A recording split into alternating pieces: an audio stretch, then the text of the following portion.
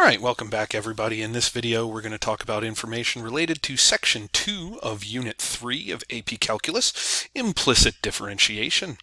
And up until this point in our calculus journey, we've always been talking about functions that were explicitly defined. Okay, in other words, they were of the form y equals some function of x, or x equals some function of t, or we always had one variable isolated on the left-hand side, and that variable was always the numerator of our differential expression. Okay? Today we're going to start moving into what's known as implicit differentiation for implicitly defined functions. And when we have implicitly defined functions, what that means is that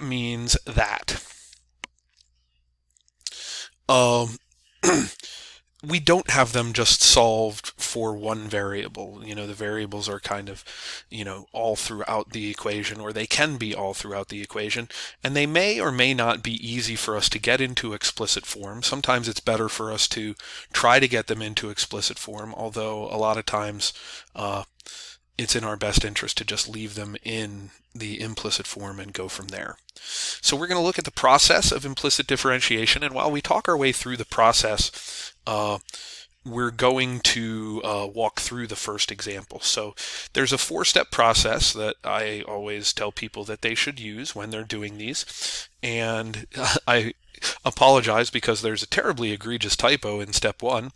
It should say differentiate both sides of the equation with respect to, you can scratch all that out, the appropriate variable. Okay, I must have gotten a phone call or something when I was writing that sentence. But anyway, we want to differentiate with respect to the appropriate variable. A lot of times this is x if we have an equation in x's and y's, but it can really be anything. We just need to know going into it what differential we're trying to find, and we will state that here. So the first thing I'm going to do in this problem is I'm going to go ahead and take the derivative of this, and I'm going to do something that I haven't really done before, just in the first step of this, to kind of establish a mindset for us in taking these derivatives. And that is, I'm going to talk about a hidden chain rule application that we have not really talked about up to this point. But I'm going to talk about it here because I want you to, keep that mindset for the situations where it's important that you use that application. So here we go. We're going to take the derivative of this equation with respect to x. So the derivative of x cubed. Okay, now I can apply the chain rule to this even though we haven't talked about it. It's the derivative of the outside leaving the inside the same, which gives you that old familiar 3x squared that we got from the power rule. But then I can also multiply it by the derivative of the inside. And in this case, the derivative of the inside is the derivative of x, since x is the inside. And the derivative of x with respect to x is just dx dx. Now, why haven't we talked about this before? Well, we haven't talked about this before because dx dx is equal to 1. This problem is the last time I'm going to put dx dx's into a derivative as I'm finding it. But I want you to think about that because it's going to be important when we get to this next term. Okay, so now we're going to take the derivative of y to the third with respect to x, and again I'm going to apply the chain rule. The derivative of y to the third, derivative of the outside, leaving the inside the same, gives me 3y squared. And now here's where it's really important for us to remember that chain rule application, because we need to take the derivative of the inside, the derivative of y with respect to x, which is dy dx. If we fail to do that, we'll go through this first step of the process and we won't have any dy dx's in our equation, which makes it very difficult for us to find dy dx if there aren't any dy dx's in our equation.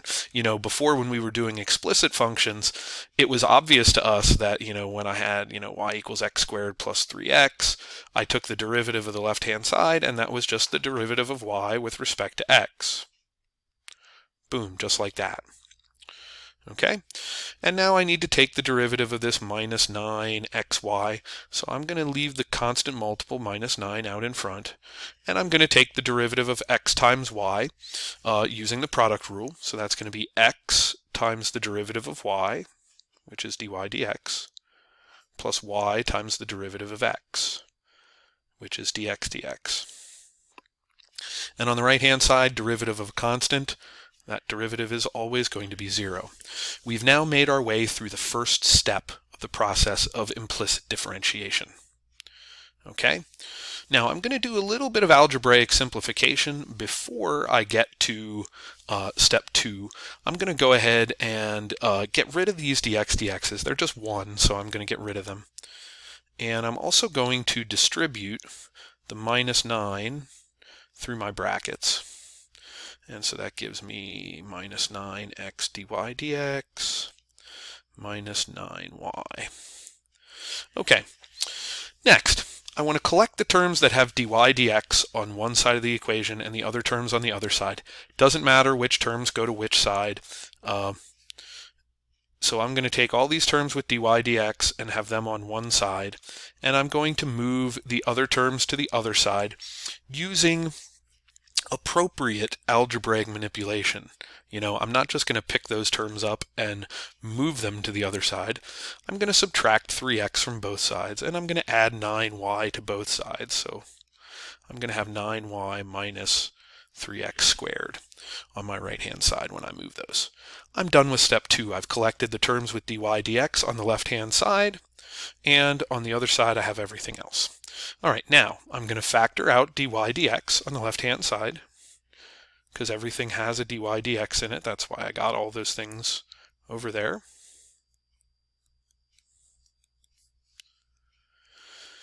And now I'm going to solve for dy dx by dividing both sides by the expression here in brackets. And so we get dy dx is equal to 9y minus 3x squared over 3y squared minus 9x. And I would be done.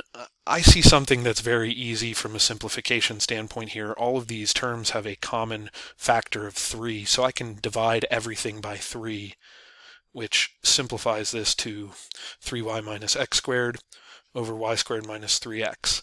That step of taking out that common factor from everything will be nice for you when we get into, some lessons later on in this unit. I'm going to leave you on a cliffhanger there.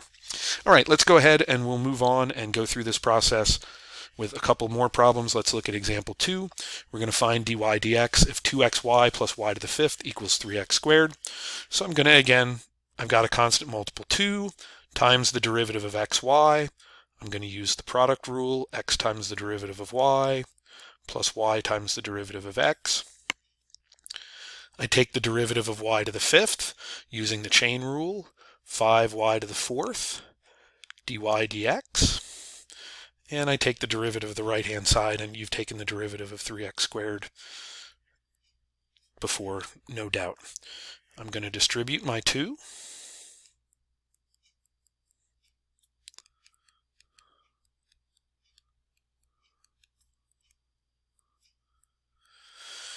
And then I'm going to get all my dy dx terms on one side and all my non-dy dx terms on the other side. So I'm just going to go ahead and subtract 2y from both sides. Give me 6x minus 2y on the right-hand side. I'm going to factor out the dy dx. That's step 3.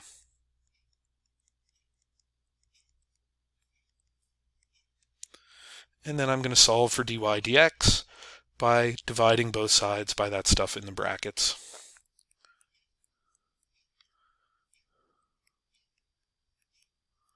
And boom, there's my derivative.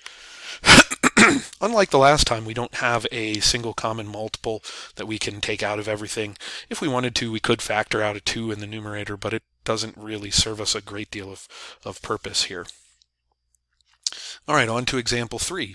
Find dr d theta if r squared is equal to 2r minus r cosine of theta. So we're taking the derivative with respect to theta now. So the derivative of r squared, I'm going to apply the chain rule. It's 2r times the derivative of r with respect to theta is equal to, and on the right-hand side, the derivative of 2r, that's 2 times the derivative of r with respect to theta.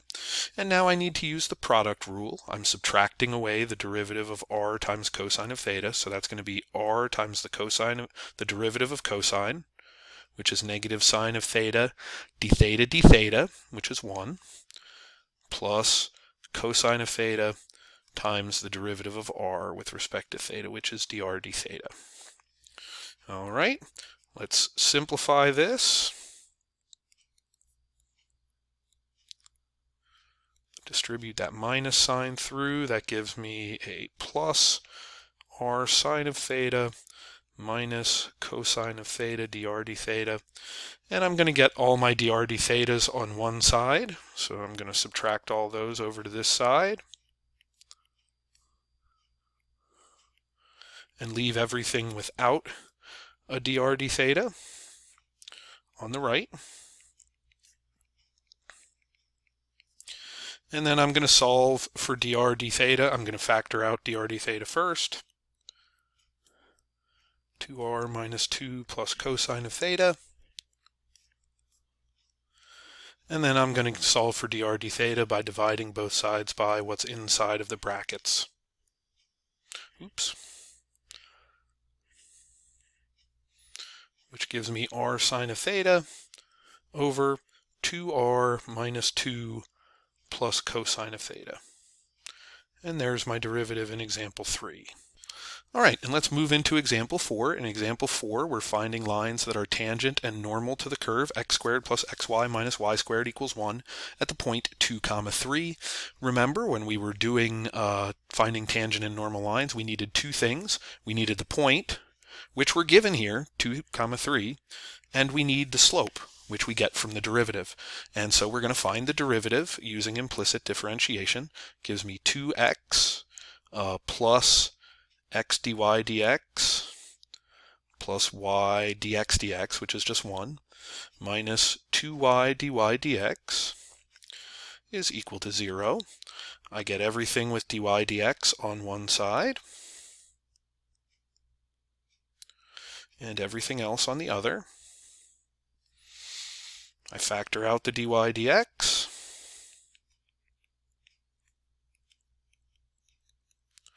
And I divide by what's inside the brackets to solve for dy dx. And now, the slope of my tangent line is going to be the value of this derivative evaluated at the ordered pair 2, 3. So I put 2 in here for x and 3 in here for y. And I get negative 7 over negative 4, or 7/4. This is the slope of the tangent line, which means that the slope of the normal line is at the opposite reciprocal. So, tangent line is going to be y minus the y coordinate of the point is equal to the slope times the quantity x minus the x coordinate of the point. And the normal line is going to be the same, except the slope will be the opposite reciprocal. This is one of the definite benefits of writing in point-slope form, your equation, because the tangent line and normal line are identical except for the slopes. That's not the case if you try to write these equations in any form other than point-slope. Just a little word of advice to you, one of the big reasons why point-slope is our go-to for writing equations. All right, everybody, that takes us to the end of this video and the end of our lesson on implicit differentiation. Come on back and join me next time for section 3 of unit 3 on differentiating inverse functions. All right, have a great rest of your day, everybody, and we'll see you next time.